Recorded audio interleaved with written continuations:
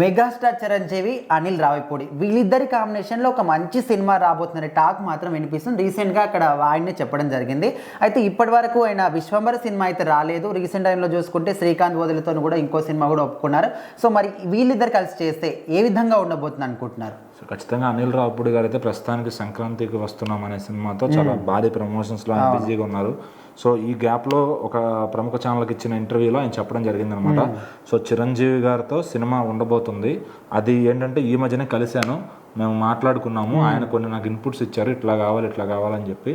So నేను ఒక కథ 2-3 కథలు ఆయనకి చెప్పడం జరిగింది.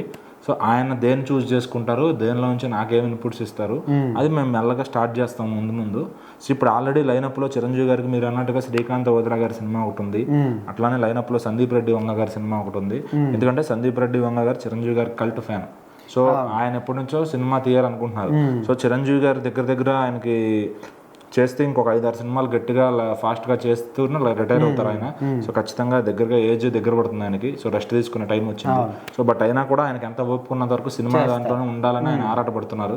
సో ఖచ్చితంగా సందీప్ రెడ్డి వంగ గారు ఈ లోపే చేయాలని ఫ్యాన్స్ కూడా కోరుకుంటున్నారు. అయితే ఈ గ్యాప్లో అనిల్ రావిపూడి గారితో కూడా ఒక సినిమా చేస్తే బాగుంటుంది. ఎందుకంటే అనిల్ రావిపూడి గారు హీరోలకి కామెడీ రాసుకుంటారు టిపికల్గా. సో చిరంజీవి గారిలో కామెడీ టైమింగ్ అనేది అందరికీ తెలుసు అనమాట. సో ఖచ్చితంగా ఆ కామెడీ టైమింగ్ ఎలా ఉండబోతుంది, అనిల్ రావిపూడి గారు ఈ జనరేషన్ తగ్గట్టు చిరంజీవి గారిని ఎలా చూపించగలరు అని ఆయన అడిగితే, నా మనసులో నేను ఆ సినిమా చూశాను చంటబ్బాయి, అలానే గ్యాంగ్ లీడర్ సినిమా చూశాను. నాకు ఇలా కామెడీ పండించగలను, అలానే యాక్షన్ తీయగలను నేను. సో ఆ రెండు బ్లెండ్ చేసినటువంటి నేను ఒక కామెడీ ప్లస్ యాక్షన్ సినిమా నేను ఆయనతో తీయాలనుకుంటున్నానని చెప్పి ఆయన చెప్పారనమాట. సో దాని గురించే నేను కొన్ని కథలు చెప్పాను. ఆయన దేన్ని ఓకే చేసుకుంటే దాన్ని నేను లైన్లోకి తీసుకెళ్తాను. మళ్ళీ ఈయనతో ఎందుకు చెప్పడం ఇంకో కారణం ఎందుకంటే పిలిపించడానికి, ఈయన సంక్రాంతికి వస్తున్నాం సినిమా షూటింగ్ చూశారు, అంటే దాన్ని అబ్జర్వ్ చేశారు, ఎన్ని రోజుల్లో పనిచేశారు, ఎంత సినిమా వచ్చింది, ఎట్లా వచ్చింది, అందుకని చెప్పి ఆయన పిలిపించి మాట్లాడారంట అనిల్ రావిపూడి గారిని. సో సంక్రాంతికి వస్తున్నాం సినిమా 72 రోజులు షూటింగ్ చేశారు. సో సినిమా మొత్తాన్ని 2 గంటల 25 నిమిషాలు అవుట్పుట్ వచ్చిందంట. ఒక 5 మినిట్స్ ట్రిమ్ చేస్తే 2 గంటల 20 నిమిషాల్లో సినిమా ఎడిటింగ్ లో వచ్చిందంట. ఆయన అదే చెప్తున్నారు, నేను వేస్టేజ్ ఎక్కువ చేయను, నాకు ఎంత కావాలో అంతే తీసుకుంటాను. సో ప్రతిదీ కూడా నేను సినిమాలో పెట్టుకుంటాను, నేను తీసిన దాన్ని.